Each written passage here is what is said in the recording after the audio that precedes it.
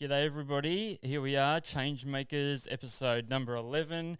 Brad Houston, and today we're sitting down with Chris Doe from the future, which is, I guess, just a great business name for that reason alone. Getting announced, here he is, he's from the future. Well, FUTR, if you don't know Chris Doe, as I said in the write up, I put Chris on par with Gary V, Seth Godin. I know they're both quite different characters, but he is without a doubt a true blue thought leader, and he is in the vein of people that I guess, really respect because he's already had a successful career. He has, taught at art school. He's lectured to many people in themes of design, entrepreneurialism, creativity, spoken at conferences all over the world. And then he's decided to leave that and to put I guess, his design career behind him and the agency that's consulted and worked with famous brands all over the world. And he's now on this goal to teach 1 billion people how to live a life and have a career that they actually enjoy doing and that they love, which for anybody who's paid any attention to pretty much anything I've said for quite a while now, these are things that are so close to my heart. I mean, I spent 6 years in recruitment, worked in HR, was a partner in a recruitment business. My old business, Engageneer, was all around the theme of employee engagement.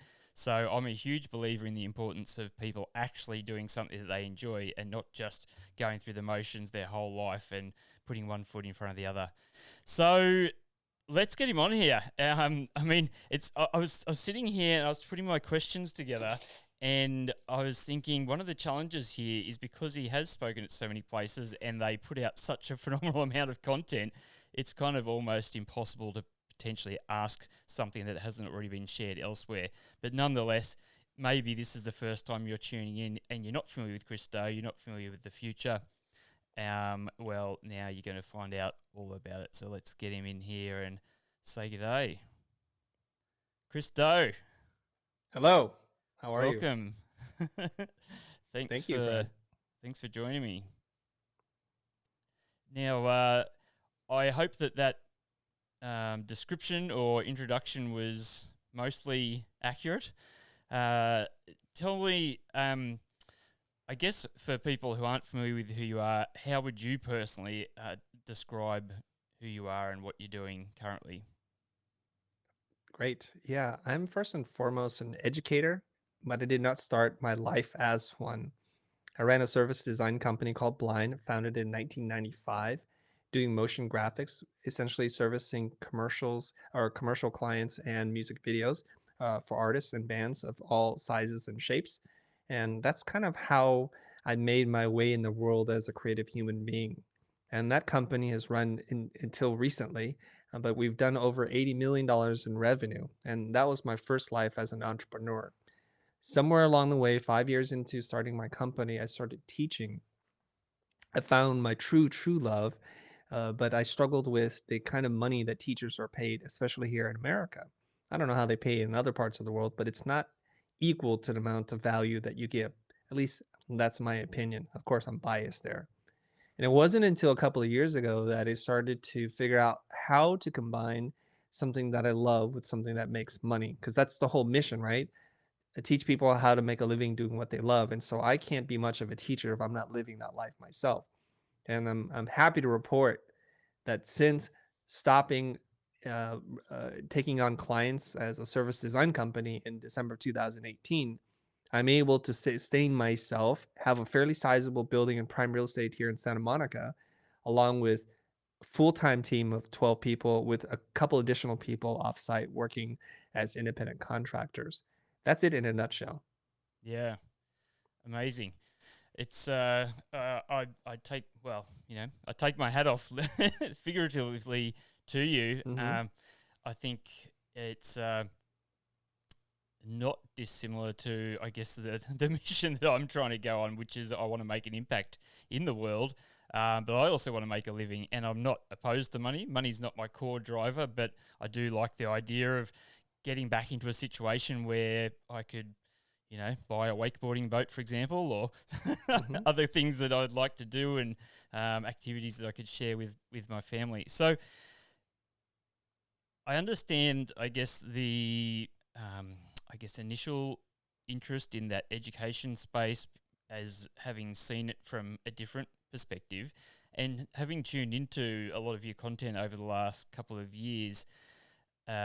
I feel that your sentiments ring pretty close to mine in the sense that you regularly question the status quo, and particularly in the field of education, sometimes even posing the question of should somebody even bother going to university at all. For Hmm. people who've tuned into to me, they know where I sit on that verdict. I believe that most people can learn vast amounts of information simply from tuning into productions such as yourself. For people who haven't seen the work that these guys do, as soon as you go and have a look at the future, and it's very easy to find. Just look up the and then future FUTR.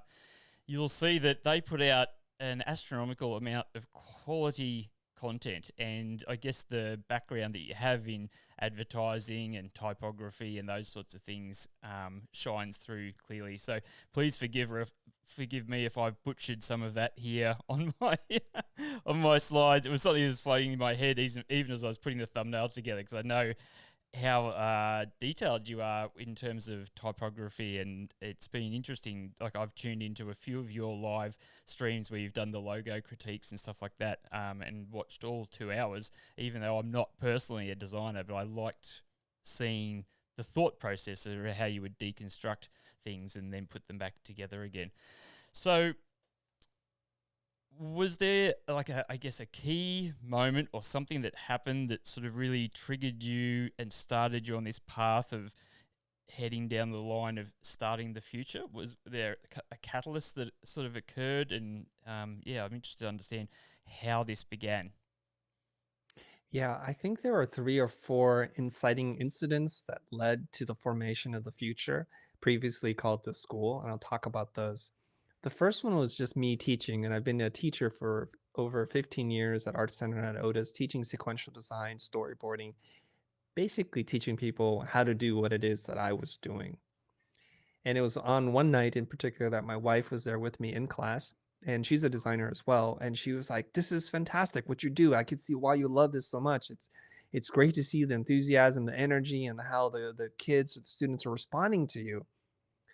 But I gotta ask you this question. Do you ever get tired of doing the same thing over and over? Do you feel like you could reach more people and make a greater impact if you just got outside of the school?" That didn't sit well with me. I didn't have the answer. That's the first part. The second incident is, as I'm in the industry for quite some time now, I got to see it at its birth as its kind of ground zero, the motion design industry. I also started to see it morph and change. Fewer people were watching commercials.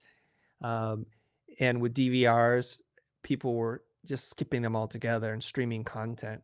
So we can see the demand for commercials was going down. Budgets were getting smaller. It was getting more competitive and less creative. So that was a problem, and that was my livelihood. So I needed another plan. And probably the last part of this is that my friend Jose Caballero, he's like, let's go and make YouTube videos, and that was the furthest thing from my mind at that point in time. Make YouTube videos, isn't that where people make like funny cat compilation videos or fail videos or prank videos? I'm not really that interested in that. But he and I were talking about getting together, joining forces to create an education company. And the way that he explained it to me was we got to make video and content to build awareness around us and what it is that we're doing so that people will part with their hard earned cash. So all those three worlds collided. And I figured, okay, let's try this thing. And that was in 2014. He and I since split up. So in 2016, I started a new company, but with the exact same spirit called The Future. And slowly but surely, we started to dedicate more resources towards it, and it actually became a real legitimate money making machine that allowed us to fund our endeavors. Yeah. Um, it's been, yeah, I think I take on board Gary V's words when he says, "Watch what I do and not what I say." When I tune into what you've been doing, or have tuned into what you've been doing ever since, even winding the clock back to when you were doing the school with Hmm. Jose, uh, it's been really interesting just to, I guess, see that evolution and to see you guys execute, or yourself and the team with Matt and Ben execute all the different elements, I suppose, that allow someone to make revenue. Because anybody who's spent any time at all tuning into YouTube, for example, knows that unless you're getting millions of views, you're not really going to make a lot of money from ad revenue. So, seeing the way that you guys have implemented the affiliate marketing and I guess your speaking engagements, and then of course the educational part. So now, given that you put out so much content, I mean, I think or the Future has close to 1 million subscribers, and you're putting out content across a raft of different streams, really, from the creative services through to business services, and then I guess, personal and entrepreneurial side of things. It's intriguing to see, how you can, and the quality and the level, the production value that you put into that, and having the team that you have.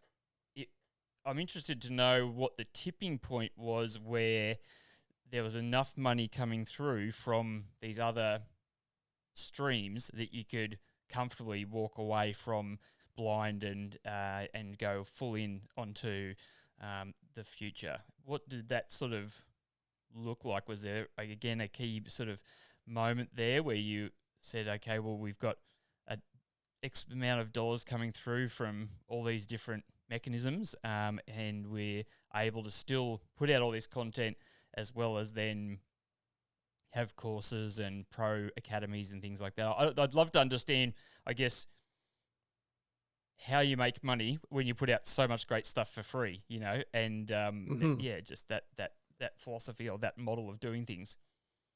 Sure. I want to answer, I think, the first question that you're leading up to first, which is how do you know when to flip the switch from doing something that was seemingly was stable to something that's very unstable? And I'll be the first to tell you, I'm a risk taker, but I'm not reckless. I will get into the plane not knowing how to land it, but I'll figure it on the way down. So you kind of build a runway as you're landing. In December 2018, during a staff meeting, we're talking about getting new clients when one of my creative directors, Matthew, had said, "Hey, Chris, we'll do all this stuff. We'll go and chase new clients for Blind. But what if we just focus our energy afterwards and building the future?" And he challenged me because I entertained the idea in my mind, but it was never spoken aloud before. And when he said it, it just took me a minute. And then I said, okay, let's do this. Let's call some clients, drum up whatever business we can. And then after we do that, because that won't take us very long, it's not like we have a long directory of people to call, we'll start focusing on the future. And that was in December 2018. So we made a pledge to ourselves, do everything we can so that we can keep our entire team without laying anybody off and transfer over. Now, keep in mind, right around this time, Blind as a service design company was doing about $4+ million a year, somewhere give or take. And so now we're gonna have to generate about $4 million of new revenue, not out of thin air, but we weren't quite there.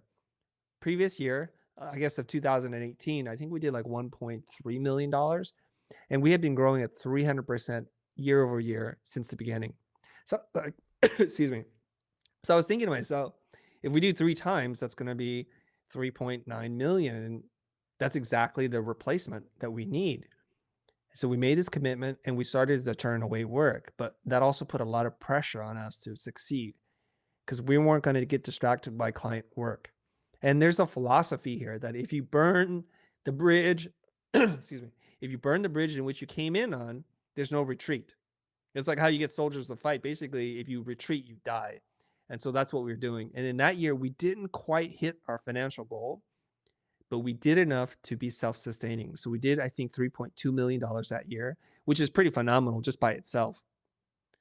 And then we knew this is a legitimate company. So that's how we knew. We had an idea, we had a hunch, we went for it, and we pretty much didn't give ourselves any other option but to succeed. Okay. Now, how do we make money? I want to clear up a couple of things. One is by our math in terms of Google ad revenue through YouTube. If a video hits about 1 million views, it's going to do about $10,000 worth of ad revenue. Yeah. So if you can consistently put out one video that does 1 million views a month, you will have $120,000 at the end of the year. If you can consistently do that, that's not that easy to do, but it's not impossible either. So people who are used to making videos like Mark Rober or Mr. Beast, who routinely get 10, 20 million views, based on the demographic they attract, they could do better than what we do or a little bit less than what we can do. But you're talking about real money now. Mm. This is how, excuse me for 1 second. Yeah, right. No problem. It's crazy how much I've some been of talking those all guys day. make. Okay. Yes, Here we well, go. that's right, because So it's you can see, 7:30 there, right? yeah. So if they get 40 million views, like Mr. Beast will get 40 million views like in 2 days, then you could take 40 times 10. So he's making $400,000 in ad revenue alone. Forget about affiliate marketing, sponsored branded content, et cetera, et cetera. And that's how he's able to like buy a Lamborghini and give it away, or buy a house and give it away, because each video generates more money than he's spending to produce it. Yeah. So that's, you could sustain yourself just purely on Google ad revenue. Yeah. What happens is something much more wonderful. If you build an audience, the audience that you build commands attention and can warrant other kinds of things. So you can do affiliate marketing, which by my calculation only brings in a few $1,000s a month, unless it's a special deal. We could do sponsored content, which we can charge anywhere between $10,000 and $30,000 per piece of sponsored content. We also sell courses, which is really how we make the, the bulk of our money. So we do anywhere between $6,000 to $10,000 in sales a day based on the courses that we sell. And then we also have a pro membership, which is about 400 people who pay us $150 a month to be part of an exclusive coaching community, where I do a live call with the group twice a week. I'm sorry, twice a month, and we bring in subject matter experts to do office hours, and they do coaching calls with them as well. So that's kind of it in a nutshell. There's a lot of other ways we make money, but those are the most significant ways. Yeah.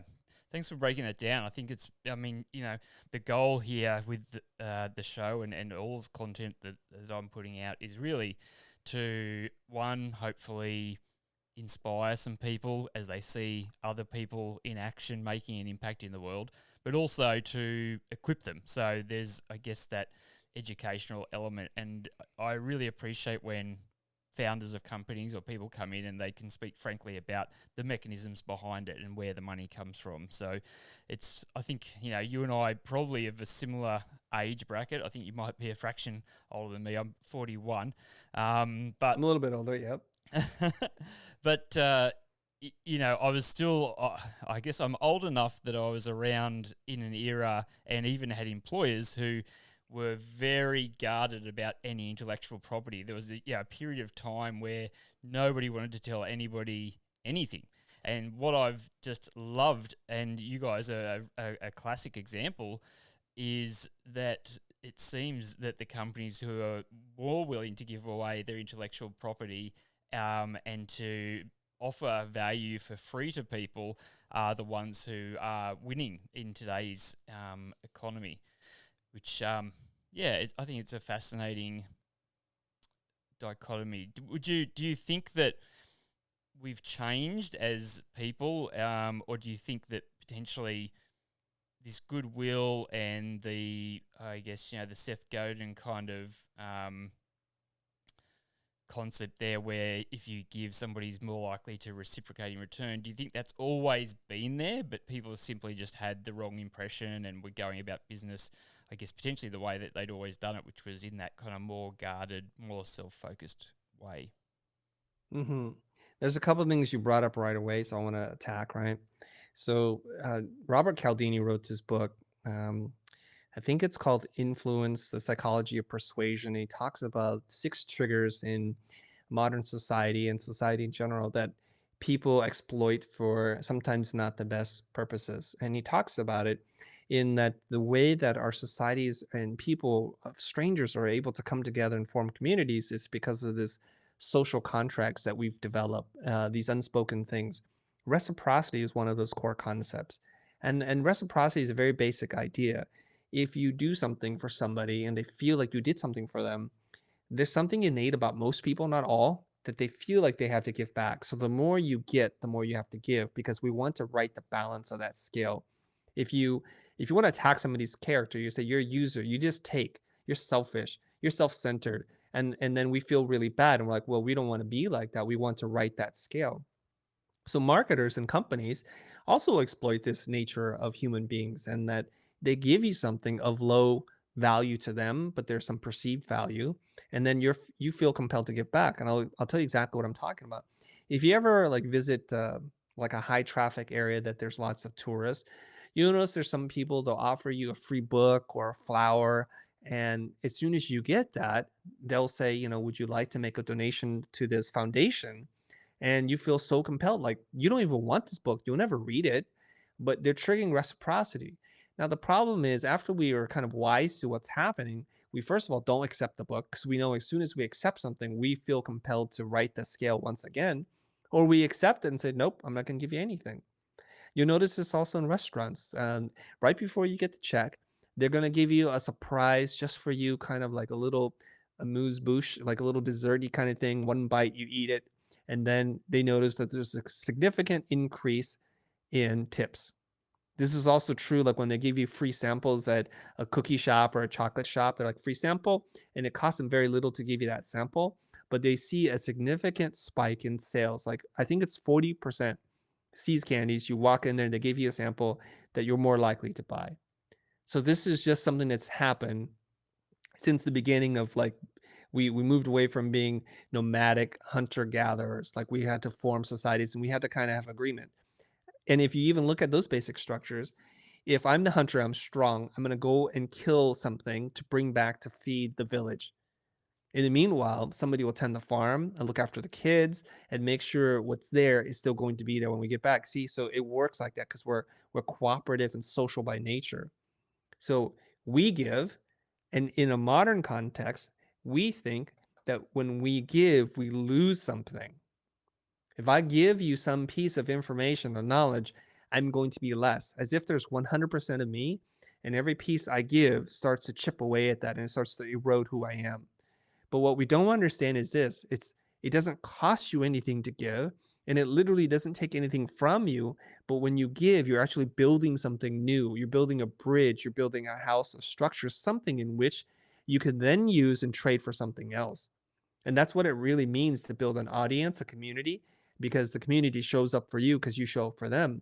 So when you say, I have a book, or I have a concert, or I'm going to be speaking at an event, or I'm going to sell tickets to a workshop, people show up because you've already given, you've paid them in advance, and they will return that to you. Yeah, fascinating. And listening to you talk about the analogy of the hunter and the village and those sorts of things, it sparks one of the questions that I wanted to put to you.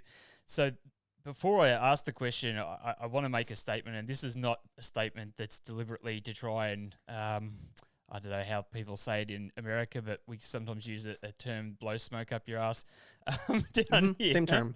Yeah. Same term. Um, Yeah. Something that I've noticed, I believe you maybe have even spoken about, and I don't think that you were gloating or doing an egotistical manner or anything along those lines, just more probably a fact that you were stating, um, is you have a tremendous capacity to do three things at once that I think most people can't do, or a lot of people can't do. And that being that you can uh, work really hard for long periods of time, still maintaining a high attention to detail and focus and thinking, I guess, at a high level, when you're communicating with people.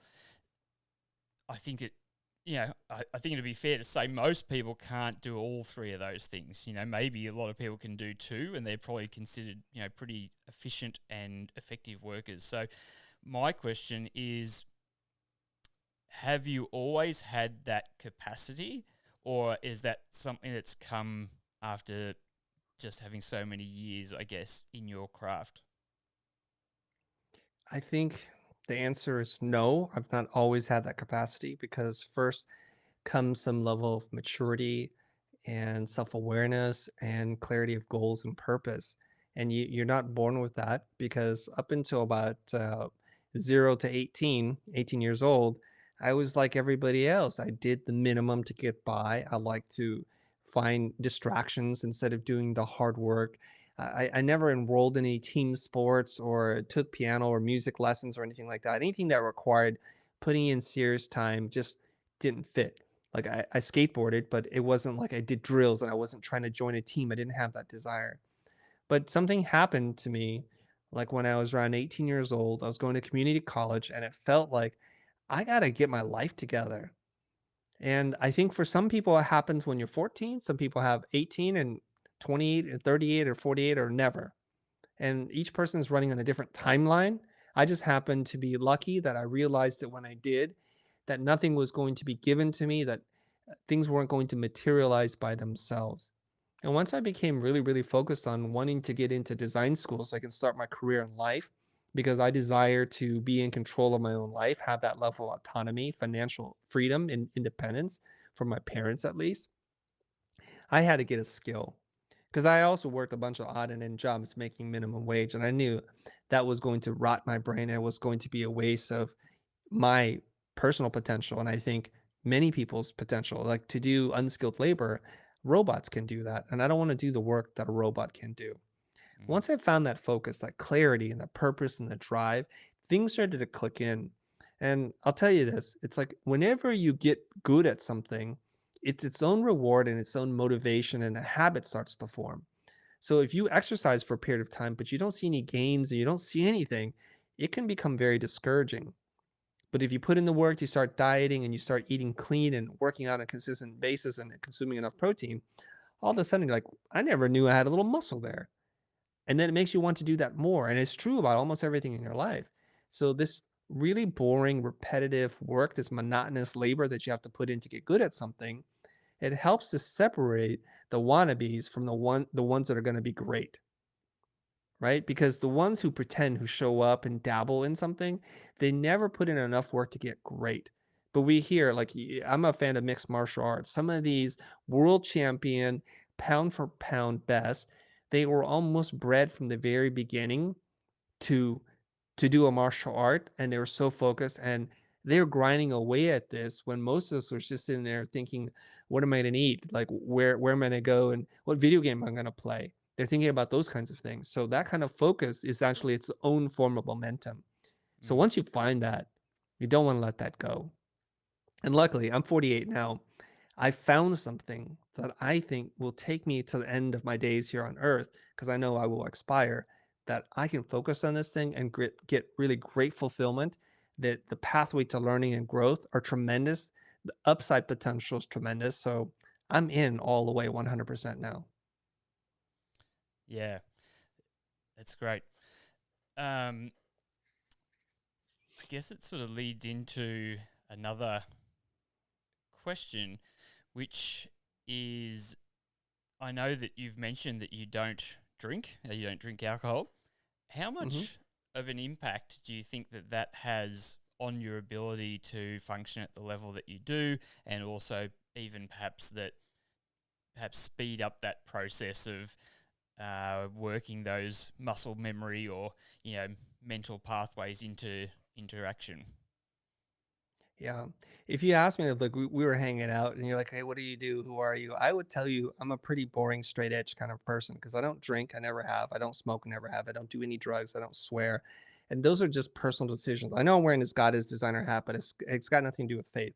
It's really about like trying to keep this engine, this structure, this frame as intact as possible because I know we're kind of literally breaking apart and decaying as we age. So I want to try to keep this in an optimal shape, keep my mental acuity, my neuroplasticity as malleable as possible, so I can learn new things.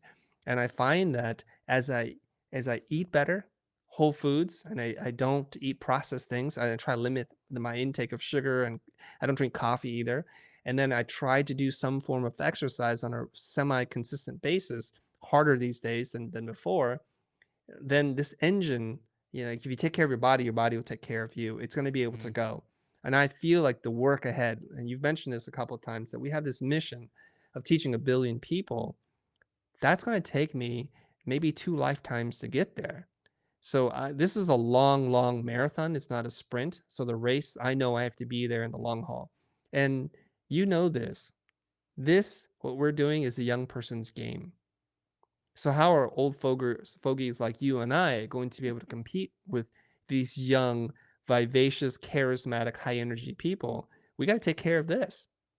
I remember somebody saying this. I forget who said it, but it's like uh, beauty is wasted on young people, because they don't know what to do with it. So it's like I Yeah. wish we had that kind of energy and that form as we're older and more mature. We know what to do with it. We should age in reverse, like mentally, as we're like an infant. We should be like shriveled up and old, and as we get wiser and more experience under our belt, we should be younger. But it's like the Benjamin Button thing. It's not true, Yeah. but we got to maintain this machine. Yeah, 100%. I know I'm really terrible at going through these peaks and troughs, so I'll get intensely focused on something, and I would argue that when I'm in that zone, that I'm as good, if not better, than a large portion of people. But unfortunately, I kind Yeah. of have this tendency to then also go down the other way, and then when I'm not exercising, then that's the time when I should probably be eating the healthiest, but I tend to eat even worse at that stage. So I'm kind of, as I'm on this journey now, on my own quest to a billion, and I'm keen to talk about that because, I mean, as you know from our prior conversations, we have this overlap with that as a number. I'm Hmm. intrigued to talk about, why yours is there. But part of my journey as I'm trying to do what I'm doing with Flicks for Good and trying to get awareness and then finally raise the money we need to launch the service, um, is to do what you're saying, is to work on the engine, get all those things in line because I need to function at my absolute peak capacity, both so that I can, I guess, put as much into it as I possibly can, but also I have a desire to hire people who are smarter than me. I believe in that philosophy of like, I'm comfortable to be the dumbest person in the room. And having had the advantage of, I guess, spending many years working in recruitment and HR, I know a lot of people. I know how to find people. I'm good at connecting people. So that's, I guess, a big part of my overall strategy or how I think I can achieve what I'm trying to achieve with Flicks for Good, which I won't go into now. I want to talk about it maybe a little bit later. But let's talk about this billion. So why 1 billion people? Why is there a specific reason, or did you just like it's just a big chunky number? Well, a million seems like not that far out of reach. I don't want to have a goal that's like, this is my life goal. And then a year from now, you hit it. And it's like, what am I going to do with the rest of my life? I want to be able to set a mile marker out there that feels so far away that it's going to force me to make hard decisions about how to scale, how to learn, how to share, how to create content, and what opportunities fit within that mission. So the next logical number from a million is a billion. And I think there are 8 billion or close to 8 billion people on Earth. So that's 1 in 8 people that somehow we're going to have to reach and touch. Now, people are going to say that's some grandiose, self delusional kind of idea that you have there. But you know what? Sometimes those goals, they force you to make some really tough decisions. And Jim Rohn said this: it's important to, I think he said this, it's important, or it's Jack Canfield said, it's important to have like really big goals. And it's not that important that you achieve them, but the person that you become in the pursuit of that goal. So if I say I Mm, want to make a million, impact a million lives on Earth, maybe when we hit a million subs, I can say, well, there's a number for you, even though more than a million people have watched our videos, and then that's kind of it. So I can go into cruise control now, and I don't have to keep challenging myself. But you know this: to hit 1 in 8 people on Earth, you're gonna have to do something special. You're gonna have to really step it up. So that keeps us on our toes. And yeah, whether we get there or not, it's not that important to me. It's the pursuit. yeah, yeah. I agree. I think well, people are always going to be critical from many different sides, and I'm also comfortable to have people laugh at me, and maybe it's happening, maybe it's not, but I have a pretty healthy intuition throughout the course of my life, and I've had other circumstances where I've said I'm going to do something, and people have just laughed in my face and said that's ridiculous. Like, how could you do that? Why would you do that? And I have that feeling now, and I will admit that I do struggle with it sometimes because I feel like sometimes, like when I'm really feels like I'm just trudging along and maybe only making small pieces of progress, I have a bit more awareness and yeah, I guess maybe just nobody wants to get laughed at, but at the same time, I thought, well, I've come up with this idea. I've spoken to a variety of different people, and I know that if I achieve it, or like you're saying, even if I get marginally close to it, I'm going to have made a massive impact. So why not shoot for 1 billion? Part of my rationale was Facebook. When they first kind of came on the scene, I remember something going around the office. It was some sort of message or an email or something saying, hey, we're almost to 1 million subscribers, jump on board. And there was something about it that was just like, okay, yeah, like I'll do it. And interestingly, I went to your website again in preparation for this show, and I noticed now that you lead with the fact that you're going on this mission for 1 billion people, and straight after the initial page, which is pretty much just stating that 1 billion, and that you have the goal of teaching 1 billion people how to live a life that's fulfilling.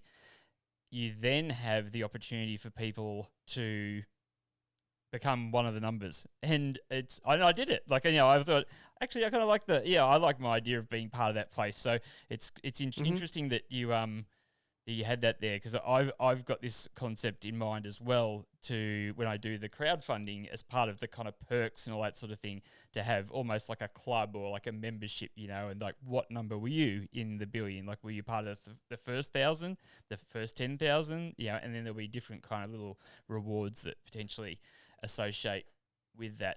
And I thought to myself again, like you did, that it is a huge chunk of the world to reach. But now with the internet, it's, like, I think maybe half of that 8 billion have smartphones, to my understanding. So, you're potentially looking to try and hit a quarter of people if you're going to mostly be connecting to them via technology, which is, I would imagine, the main mechanism. So it's definitely an interesting pursuit. Out of interest, how many, like, so people like Ben and Matt, were they with you for a long time at Blind as well? Like, how many of your team now, I guess, have come on board specifically as part of the future team, and how many of them have you potentially had with you for a long time? I think it's about split down the middle, maybe a little bit more blind people than future people.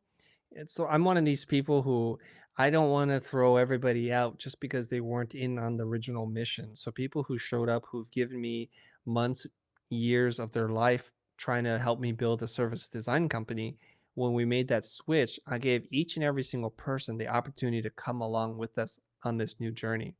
Some people were not comfortable with that, and that's totally okay. They want to move into something secure and something that they feel like they've invested a lot of time in school and energy developing, and they wanted to apply those skills. But everybody that wanted to come on board are on board.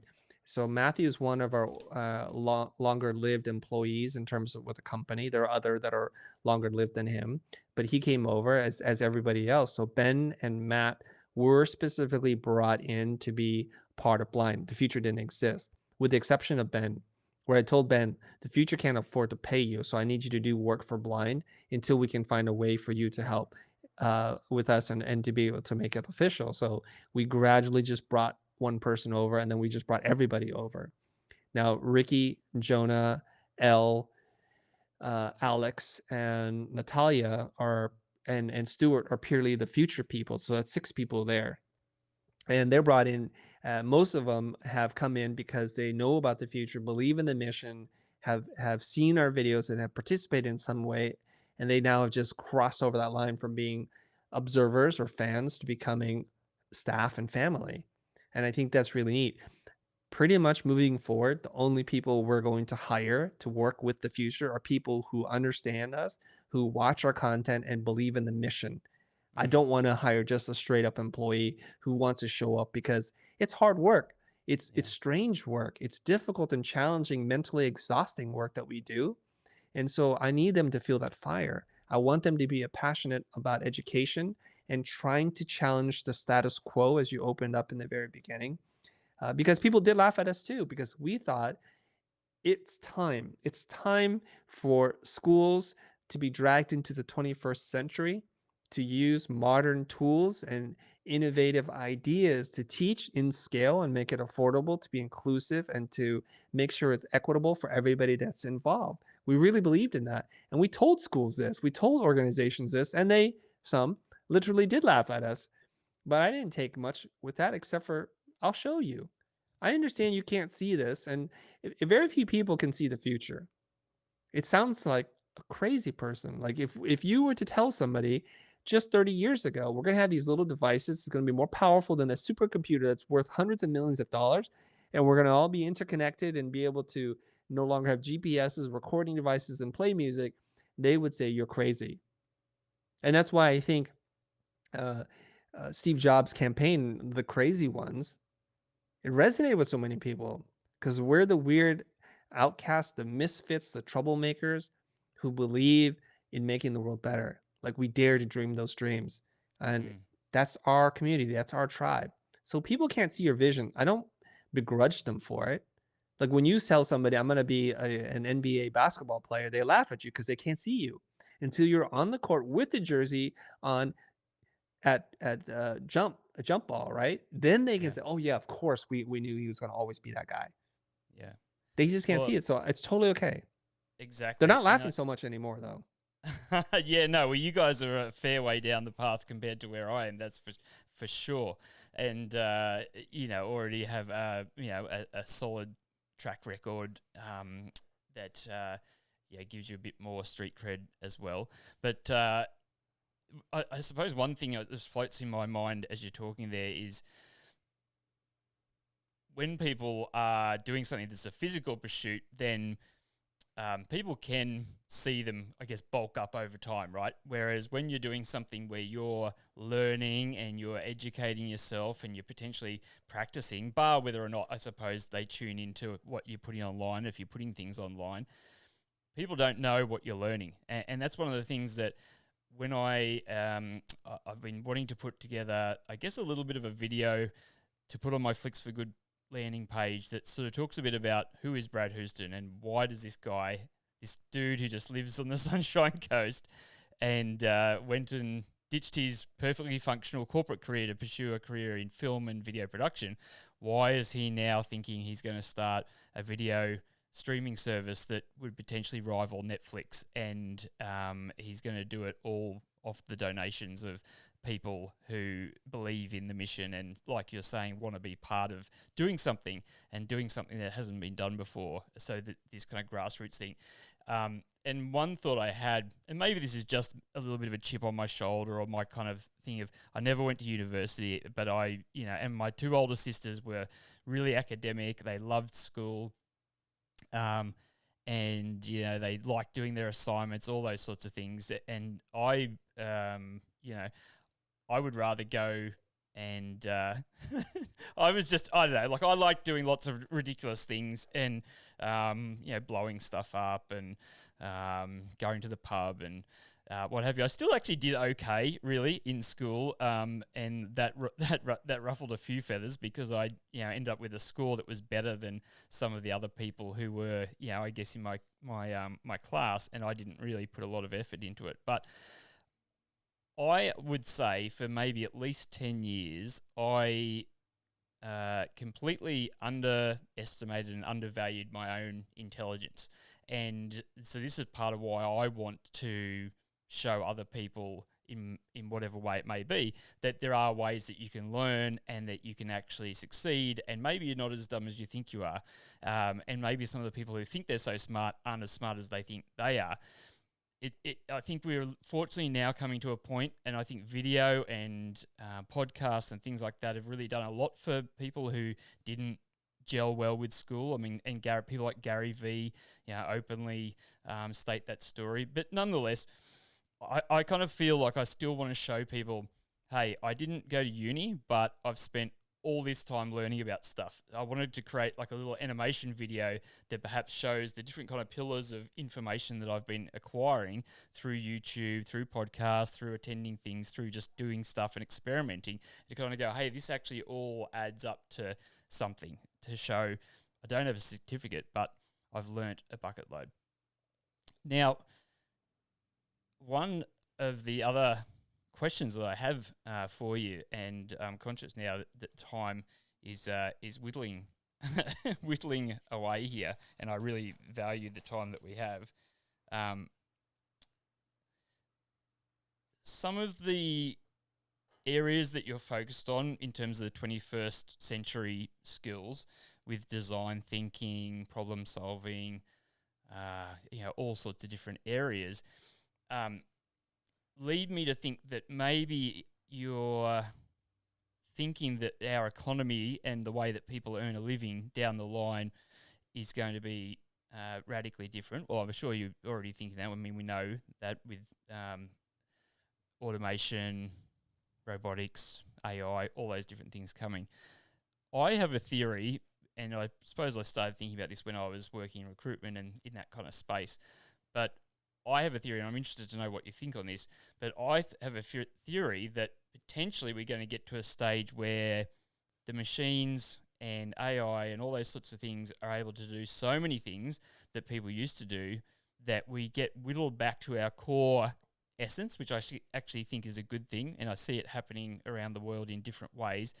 And we have to just embrace who we are as a person, because the only thing that's truly unique in this world is ourselves, and that we kind of become, for lack of better terminology, the commodity. So that people will need to be doing something that's either educating, entertaining, informing. What are your thoughts? Do you think that, and maybe why I like to think this is that I think, okay, well, this is potentially the new gold rush, and the people like you and like myself that, taking the time to try and learn the ins and outs of video production and live streaming, whatever it might be, and creating content, are kind of the new pioneers in this 21st century. Do you think that potentially everybody's going to end up becoming some form of performer or educator? I'm not sure about that. And I know this is going to sound strange for a guy who named his company the future, but I'm not much of a futurist. Okay. Yep. That's predicting the future is the job for professionals, I think, who sit there and try to dream something in 50 years, what's going to happen. And then they said the biggest challenge is the limitation of the human mind, because what we can accomplish in the time that we can accomplish in generally blows away the stuff of science fiction. So that's the problem. You have to think bigger than that, right? So for me, I just like to look out maybe 2, 3 years ahead and kind of like try to match up the patterns that I'm seeing. And we see that we're becoming an increasingly digital society through digital interfaces, like how you and I are talking together. We're not obviously in the same room or even in the same time zone, but we're able to connect and talk. So there's going to be need for developers who can make these things happen, for the people to dream up the ideas of what needs to happen, and for creative designer types to fashion the experience so it's intuitive and powerful. Those three parts have to come together. So it's vision, design, and execution. Whether you call that programming, development, or whatever, that's usually what that is. So if you play in those three spaces, now the pyramid on this is not stacked evenly. The people who have the vision are small, relatively speaking. The people who can design and shape experiences are smaller, and the labor force to produce that is much, much bigger. So it's kind of like some shape of a pyramid. How steep it tapers, I do not know. Then it gets into the second thing that we know, that we're becoming an increasingly dematerialized culture, that we spend more money for experiences to have fewer physical things. Like if we were to take the average weight of the things we consume and keep, it's going down and it's going to keep trending that way. I mentioned the iPhone before. The iPhone is just a perfect example of this, that it replaces so many other things, right? It can carry more than 1,000 songs in your pocket, as the original iPod could. It contains a GPS. It contains maps, and and a dictionary and now a translation device. So it's getting rid of a lot of things and it's displacing whole industries and companies. Some people, their only access to the internet and computing power is actually through their smartphone. It depends on where you are in the world. So there's that part of it. The last part is if AI is able to, and through robotics and automation, do mundane, repetitive tasks, it will free society up to not do those things anymore. I think those things are a tremendous waste of human potential and capital. So we get to sit around and we can become philosophers, artists, musicians. We can truly, everybody can be an artist if they want to be. And I think that's where it gets really, really exciting. Yeah, absolutely. It it's a fascinating time to be alive. Uh, sometimes I sometimes I love it, and sometimes I hate it. I don't know. I'm sort of a bit of a strange character because I openly voiced this before, but I think I'm kind of part hippie, part tech junkie. So there's part of me that loves new technology and what's evolving and seeing things and jumping on board with stuff. So I'm definitely probably an early adopter, and I've spent a lot of my career in sales and selling technology solutions that were fairly cutting edge. So I've got that side. But then I have another side where I just kind of feel like I want to just run off naked into the woods, and just kind of go off the grid and just have a life. Often ponder what I would have been thinking about if we didn't live in the era we live in, because it's not that long ago where you might have just only known the village that you're in. So the human mind, I believe, would have still had the same capacity, but you just wouldn't have this non-stop stream of information. Literally, most of us are, face to phone, consuming content and information. So it's a tricky thing to find, I guess, the right balance. So coming back to the future and your courses and those sorts of things, how does that typically function? Like, will someone have, say, like a 6 month course that they would do? Is it really modular? Do people do it in 12-month pieces, or they do it at their own pace? How do people normally go through? It depends on which program that they participate in. Some are, and most of them are self-directed. There's very few courses that we actually construct and sell where you're getting a live real-time feedback because that's the biggest cost. And in our mission to try to teach as many people and make it as affordable and accessible to as many people as possible, we have to make the whatever tools we create totally scalable.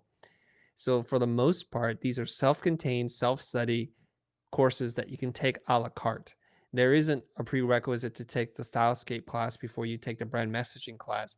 We think there's a logical progression, but we still admittedly have many gaps to fill before somebody can say end to end, here's one path, here's one track, take this and then take this, et cetera, so that there's this clear learning pathway like you do in most universities. We're not there.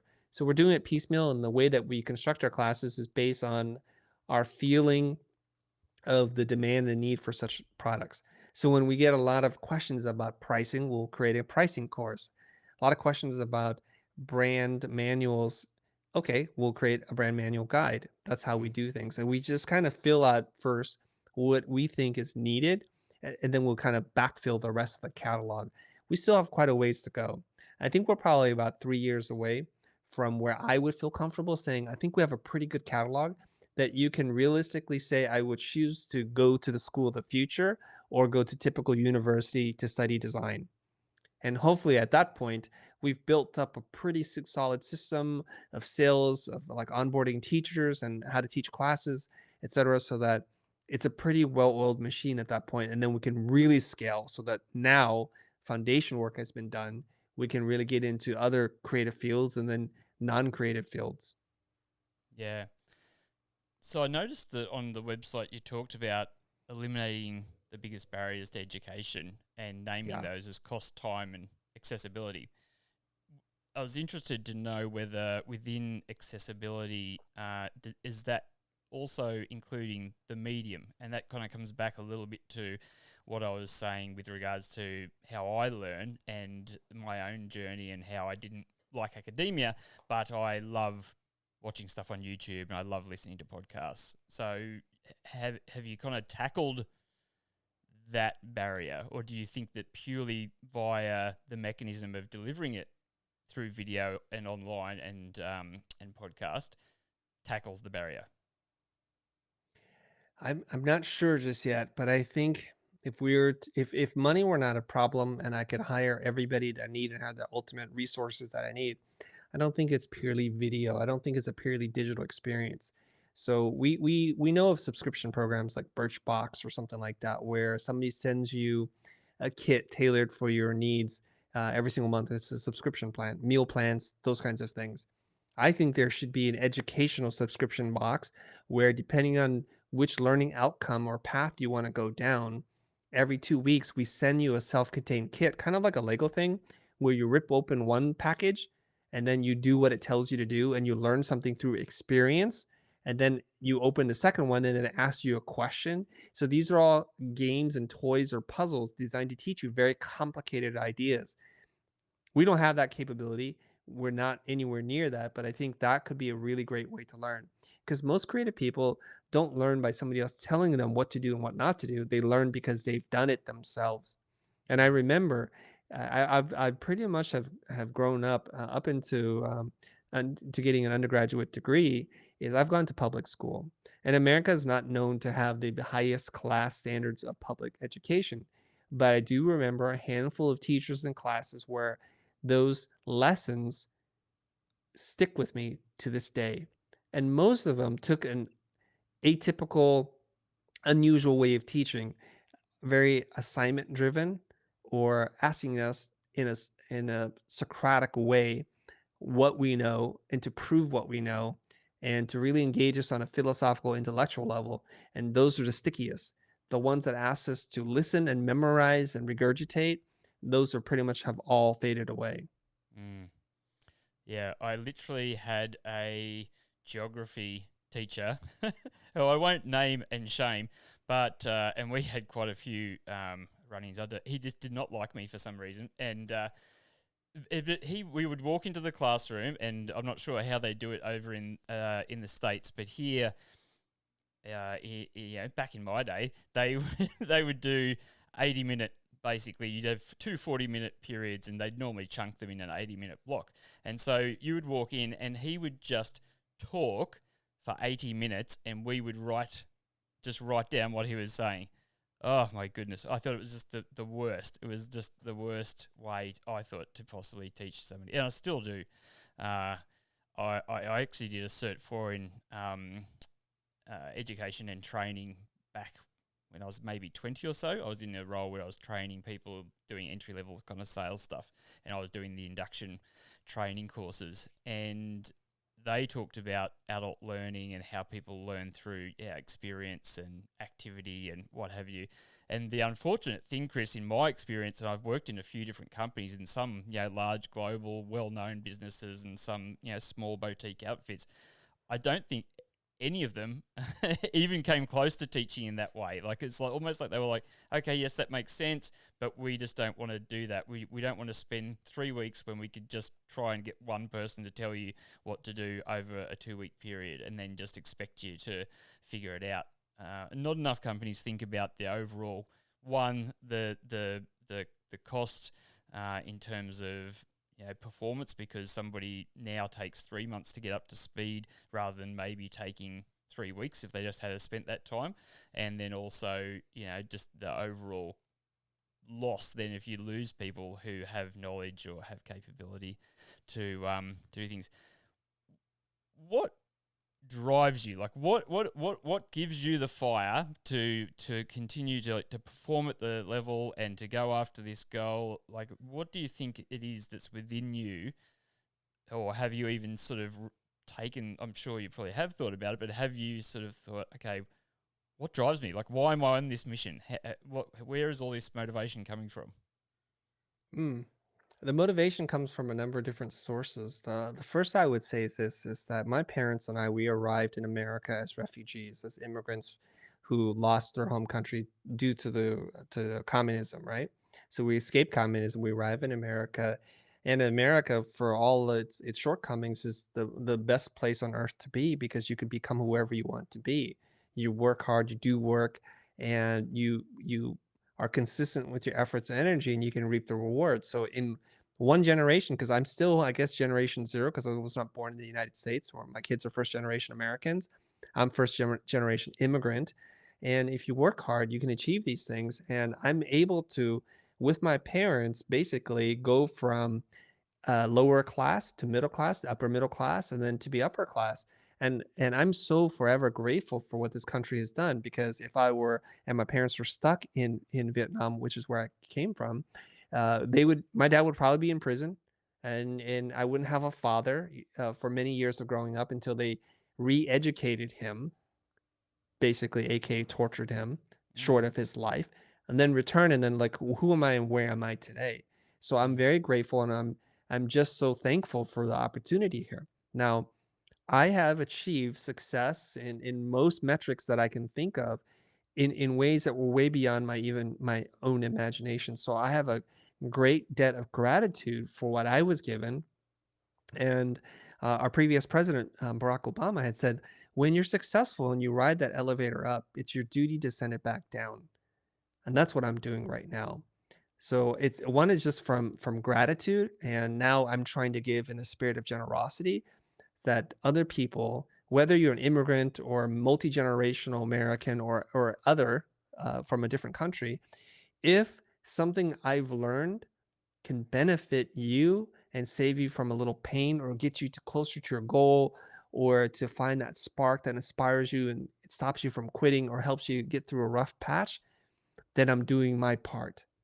And I think if more people operated in this function, or this kind of mindset, the world would be a better place.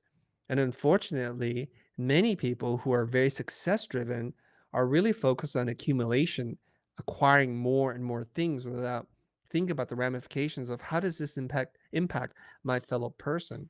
And I think that kind of bothers me, doesn't sit well with me. This is why I'm actually really hopeful too, because a lot of these tech billionaires who came basically from nothing to what they have, they're approaching wealth in a very different way. Say what you want about Mark Zuckerberg. He's not a Boy Scout in any regards, but he is already committed to giving 99% of his wealth away while he's still a young man. Usually people find religion very late in their life, and they lament or feel regretful or remorseful for the things that they've done to acquire this.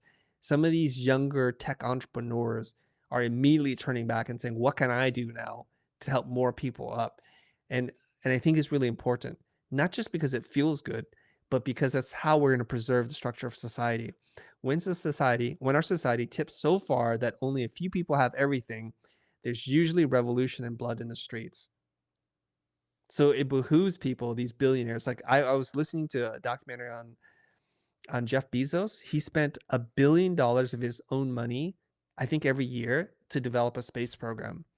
The fact that a person has so much discretionary income that they can do this boggles my mind, because I think this is probably important to him. But how many lives can he impact if he just spent that $1 billion helping more people? mm. Okay, Uh, I'm not begrudging him. yeah, Each person who earns their money gets to yeah, decide what they want to do with it. yeah, But that's where I think we could do better. And that's what drives me. Plus, I love learning, and I get tremendous satisfaction just knowing that I can help somebody. It's a very humbling thing to experience. yeah.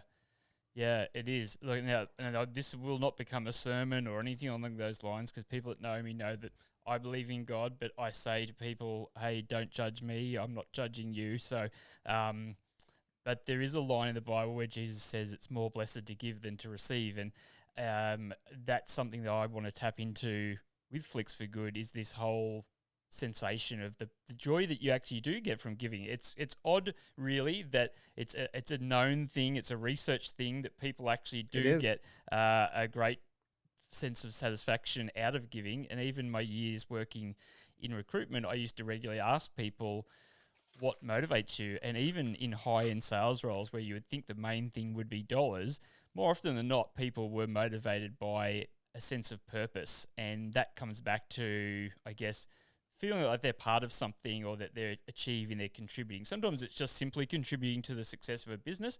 But I think when you're doing something that, like what you're doing, and like what I believe that that I'm doing, for me, I completely get, I guess, that extra level of motivation. I've never been more driven and motivated in my life than I am right at the moment. And it's largely because I can see the potential to make an impact. I can see that if I succeed and I'm able to raise money and generate money or create a business that generates money that we can then give to organizations that need it, who are on the front lines, who are helping people who may be struggling with depression or suicide or domestic violence or animal abuse, or there's a myriad of needs, and that was really, to me, how Flicks for Good was born. Was I was sitting here just thinking about everything that was kind of unfolding around us with the coronavirus and the impact that that was having and what the fallout was going to be. And it has been what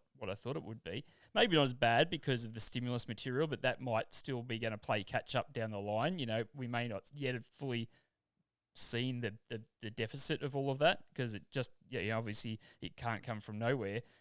But I also, at the same time, with my love of entertainment and movies and what have you, I saw the spike in streaming. Netflix, who I take my hat off to, and I've got their service. I like it. I think they've done an amazing job. They put out great content. They have hit record highs in sales during the coronavirus, and I understand why. But at the same time, I just kind of thought, wow, like if there's hundreds of billions of dollars literally being spent on entertainment, if we could just capture a small slice of that and deviate that across to all these people that need it here on the ground, then I guess that's what I'm about. And I agree. I mean, I don't know. Sometimes I get excited by the space race, and I think it's kind of interesting. I watched First Man recently, and I really enjoyed it. But other times I go, a bit like what you're saying, you could do so much, like billion, like, even $1 million, right? Would be a radical change if you put that into a village in a third world country, or even homelessness within our own countries in the Western world. So, yeah, Chris, look, I love what you're doing. I've really enjoyed talking with you. Thank you so much for making the time to come on the show. I hope you have a safe and happy evening, and please pass on my well wishes, high fives, and hugs to your team. I really hope that one day, when the borders are down again, I do get a chance to come over to the States and say good day and meet you guys in person, or if you're in Australia, to catch up with you. And I'll definitely be tracking and continuing to see what unfolds with you and the future. And I wish you well on your mission. Thank you very much for having me on your show. I definitely look forward to that day when we can see each other face to face and break bread and go out for tea or coffee or whatever it is, either in California or in Australia. I do have plans on coming back, and I'm looking forward to that moment when we can travel again, because it's one of the things I didn't realize how much I miss, which is to be able to be around people from different places and spaces and cultures. So, and until then, I wish you well and in your mission. Thanks, Chris. Thanks so much for coming on the show, and I'm sure, we will talk again. And I look forward to seeing how it all unfolds. Beautiful. Thank you very much. Thanks, mate. Well, that was a great hour. So for any of you catching this on the replay, please make sure that you share this with other people and take some time, go and check out the Futr, FUTR, wealth of amazing free information, as well as, of course, their courses and other ways that you can get that sort of one-on-one coaching and consultation. I think if you're trying to find a mentor in the creative space, or in any entrepreneurial arena, Chris Do is a pretty amazing person that you could potentially tap into. I've really gained a lot from tuning into what he's got to say, and I think that sort of thing would be great. So let's get behind that. Flicks for Good as well, if you want to check it out. It's FLICKS, the number 4, good, and you can find flicksforgood.com.au. It's just a simple one-page landing page at the moment where you can go on and say, hey, you know what? I like the sound of this. I'd like to see it succeed. The only way it's going to happen is with people like yourself getting behind it. At the moment, I'm simply gathering email addresses and names so that when I start to really push the button and put the awareness campaign into overdrive and eventually then leading to a crowdfunding campaign, that you'll be in the loop and you'll know what's happening. So there won't be spam or anything like that. So you can check that out as well if you like, or if you happen to be in Australia and you're wanting some assistance with video production or live streaming and this sort of thing, then also feel free to say g'day. Oh, and of course, I almost forgot, subscribe, like, do all those things, make sure it makes a big difference. And I love to hear what, you've got to say in the comments, whether you're for or against anything that Chris or I have had to say, then please share your thoughts with us. All right. See you later. See you next time.